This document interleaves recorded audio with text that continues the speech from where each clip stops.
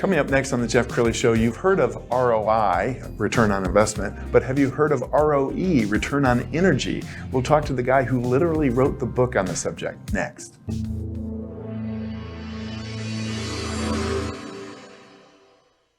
Many are predicting that the worst is yet to come, which is unfortunate, said one person here. Until now, they've enjoyed the reputation of being the nation's icebox. Watched a burglar in his home this morning by webcam. As a journalist of over 25 years, stories are what make my world turn. Reporting live from the Dallas newsroom tonight, Jeff Crilley, Fox 4 News. But in 2008, I took the jump from my familiar life and started a PR firm from my home. We're talking about anyone with a camcorder like the one I'm using becomes a television network. We started slowly growing the company, and we now have over 100 clients, and we've branched into the world of live digital broadcasting. I now own 8 different TV studios and have a huge team. And the stories that I now get to share are sometimes the most important of my life. Life has a funny way of coming around full circle. This is the Jeff Crilley Show. Well, I'm a big workplace culture guy. I like to refer to my company as a thank God it's Monday company because employees just love each other and they love to come to work here and laugh over lunch. But I cannot hold a candle to my next guest, Mike Rose. He is here. He's the author of ROE Powers ROI. Thanks for coming on the show. Hi, Jeff. Nice to be here. We've been good friends for, I think, a decade now. Yeah. And I've had a chance to get to know him through EO, shout out to Entrepreneurs Organization Dallas. But I want you to share with us how you came to this, because your background is really kind of in science, right? Yeah, science background, and then talk about culture. So how to connect the head to the heart, I guess, is the best way to put it. When I started business, I didn't really consider myself a natural leader, so I kind of had to create my own kind of crutches and methodologies to think and communicate more clearly as a leader, and that's evolved into Return on Energy. And you wrote this best-selling book. Let's put the cover up on the screen. I love the title, ROE Powers ROI, the ultimate way to think and communicate for ridiculous results. And I love the word ridiculous in there. How long did it take for you to write the book, and how long had you been thinking about it? Yeah, it's been a while since it was published, but I originally had the concept in December of 2007. And as a scientist, as you mentioned earlier, I experimented with concepts and started to see a pattern develop in how people thought and communicated. And I just continually documented, whiteboarded, took notes and margins of meetings, and to the point where we could predict a pattern of how certain people behaved, communicated in meetings, whether they're at the leadership level or management level. And so for the next 3 or 4 years, just continued to structure the notes, get them in an order that actually was more predictable, and then published the book in 2012. And well, we don't want to give away the whole book. We want you to get it. But there are like 3 pillars or 3 seats that you describe in the book. Can you describe them for us? Yeah, we walk around all the time. I'm wearing many different hats. I'm sitting in many different seats, right? And the good news is there's only 3 hats and 3 seats. And the way I describe them simply as way 1 is the visionary, the way 2 is the strategist, and the way 3 is the subject matter expert. And we don't walk around with a way 1 or 2 or way 3 title. It's not a noun, it's not a label, but it's a way of thought. And a way is not a who you are, it's where you are. And as startup entrepreneurs particularly, but especially in later growth, we're walking around with these 3 titles and therefore running this mental triathlon between vision, strategy, and tactics. And it's not really until you settle into how you think and communicate do you really start to see your purpose take effect as an entrepreneur.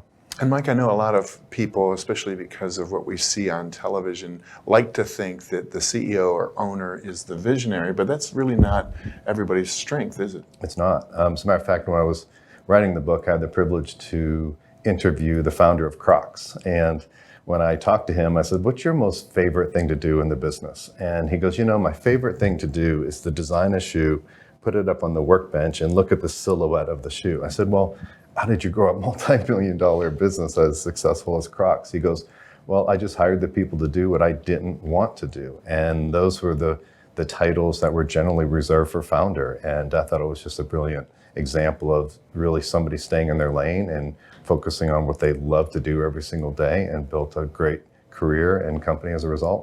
Okay, so a very famous example here in Dallas is Jerry Jones. He's the owner, and clearly he's the visionary because he's the one who built it from a $150 million franchise to something like $9 billion. So shout out to Jerry. But he's also the general manager, which is more of a tactical position. Right. Yeah, huge Cowboy fan. Been a Cowboy fan my whole life. But yeah, I mean, he's sitting in two seats, right? He's the visionary, the owner. He's supposed to be thinking 3, 5, 10, if not 50 years down the road. But he's also in a strategic role as well, right? Especially in the front office. But what's interesting is when you put that situation, the construct of the NFL, though Jerry is the way one of the Dallas Cowboys, he's really the way two of the Dallas Cowboys in the bigger picture of the NFL. So clearly there's a commissioner who has the way one seat. So it's an example where, you really have to shift between these roles and know when to shift and then how to connect the person in which you're communicating to what their role is too, how they're thinking, how they're best at thinking, and then be able to ultimately get alignment. One of the things I love about you, Mike, is that you've actually been in the trenches. You've built a very successful company with your wife, and there's a lot of college professors who write books about workplace culture, but they never actually managed a team necessarily. Run a business. Yeah. Let's talk about Mojo. We're going to put up on the screen and scroll down. You and your wife built a very successful company. Talk about it. Really proud of Mojo. Yeah, Mojo Media Labs. Media is the art and digital marketing. Labs is the science. So you can always see that scientist kind of find its way into my life one way or the other. But media, art, lab, science, or you could look at it a left and right brain. And marketing should be very quantifiable, but it's also qualitative as well. So what we say is when you put the right left brain together, you create Mojo. So that was really the start of it. We create Mojo for our clients, and therefore, we abolished the word employee. I don't like that word. We call them Mojo makers. So everybody within the organization are Mojo makers, creating Mojo, a blend of art and science for our clients. And I love it that you work so well with Nicole. Tell us what that's been like. Maybe you should ask her that. We'll have her on for another segment. Yeah, get the true story from her.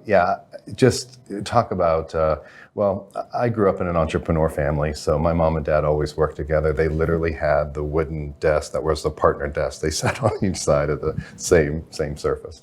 And that was what I knew growing up. I didn't know anything different. Nicole, however, her parents were a pilot and a school teacher, so not just different from being an entrepreneur, but also not their parents working together. So it was an adjustment for her. For me, it's natural. It was just, it's the greatest thing in the world to work with not just your spouse, but perhaps even family, second, perhaps even third generation families. But it also comes with its challenges, right?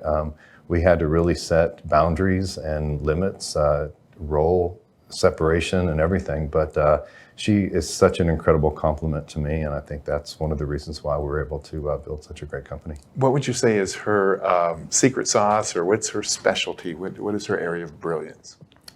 She's an amazing, she's really something. She's a great communicator, first and foremost. She communicates really, really well. She's kind of the epitome of what Mojo's all about. She's that blend of art and science. She's very creative in solving problems.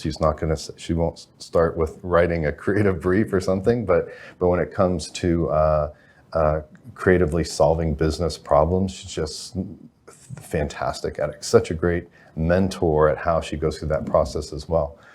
She's very analytical too, so she's very great with numbers.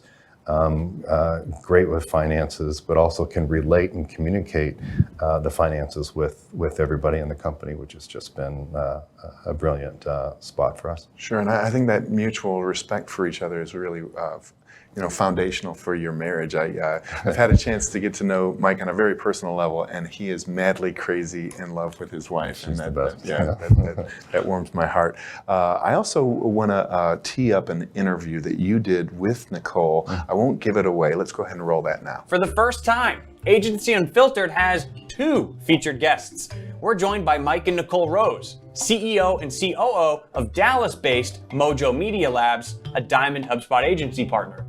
Mike and Nicole join us to talk about open book financial management, a practice in which Mojo shares their financials with the team to have everyone think like business owners. We talk about why they incorporated this financial transparency, how it's impacted the organization, and how they've been able to level up the team's financial literacy. Are you looking to lean into OBM yourself to reap the benefits on your own revenue growth and culture? There's no better place to start than this episode. Let's do it.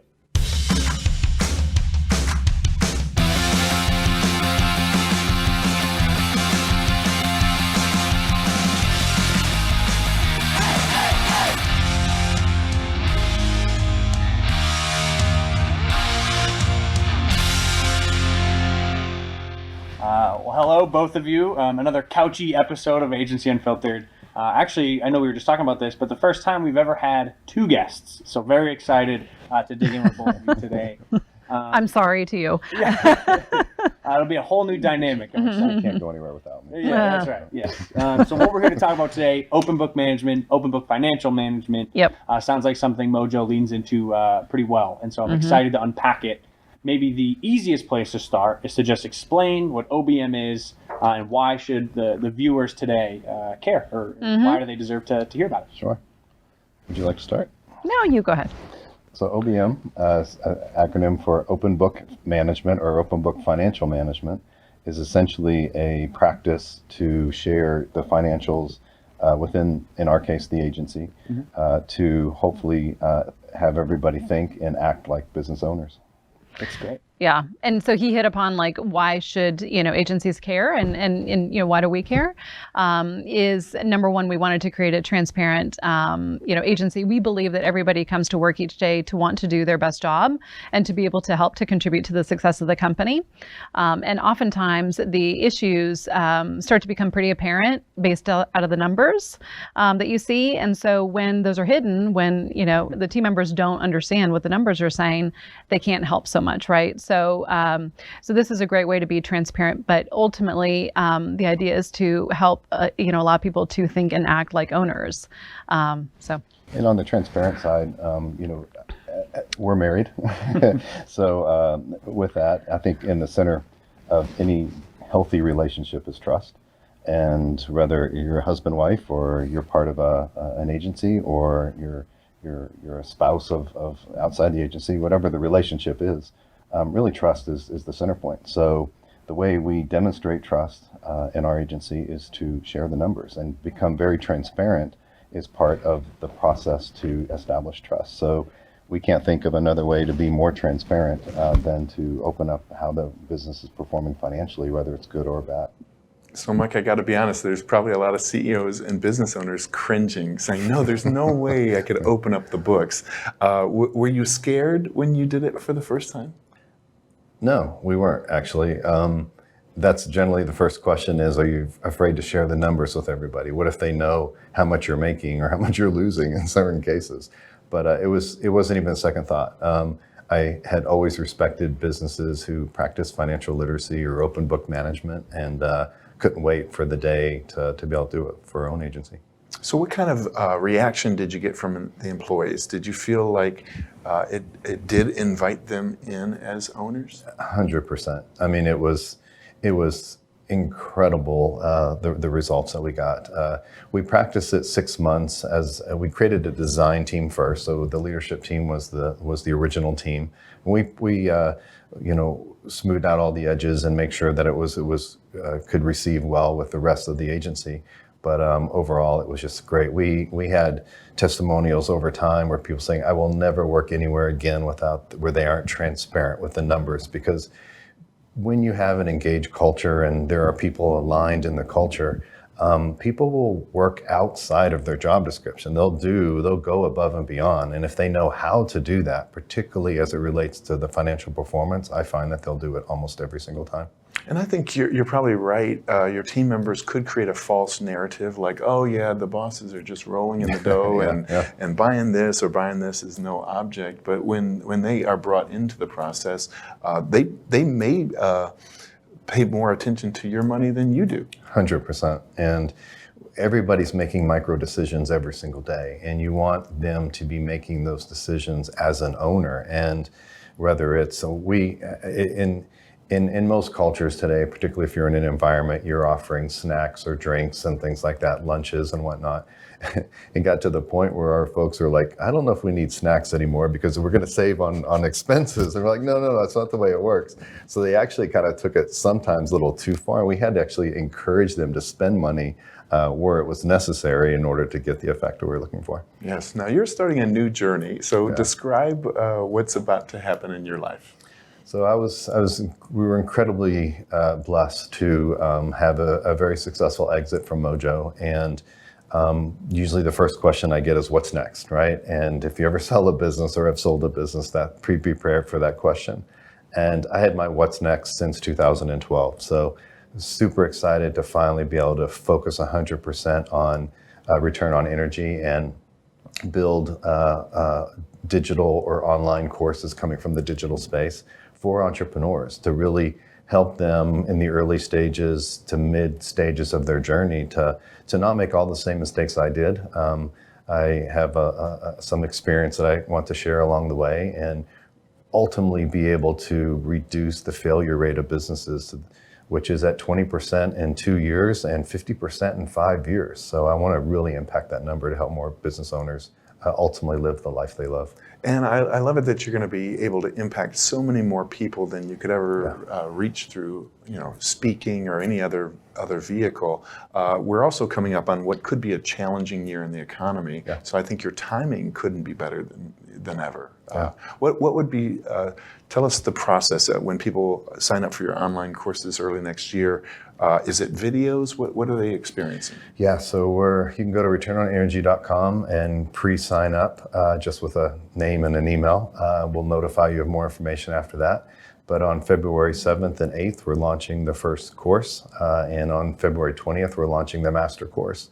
So this has just been a decade in the making, and I'm so excited to be able to be launching this when we are.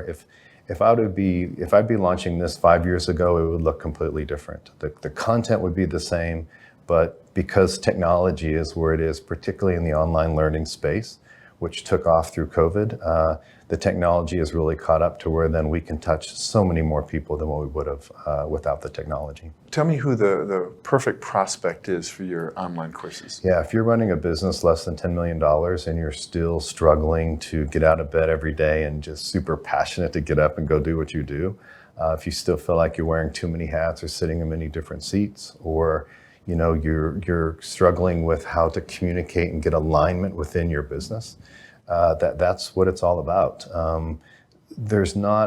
I don't think there's another role within the world where entrepreneurs create more value than anybody else. And my mission is to reduce the failure rate of businesses, increase the success rate, to not just create more value in the world, but to help entrepreneurs get to where they want to go faster for whatever reason they started their business, whether it's more time or create more value within their products or services, and get there faster and do it in a way where you have fun and not just be that daily grind. Yeah, we've only got a couple minutes left. Final thoughts. What would you like to leave people with?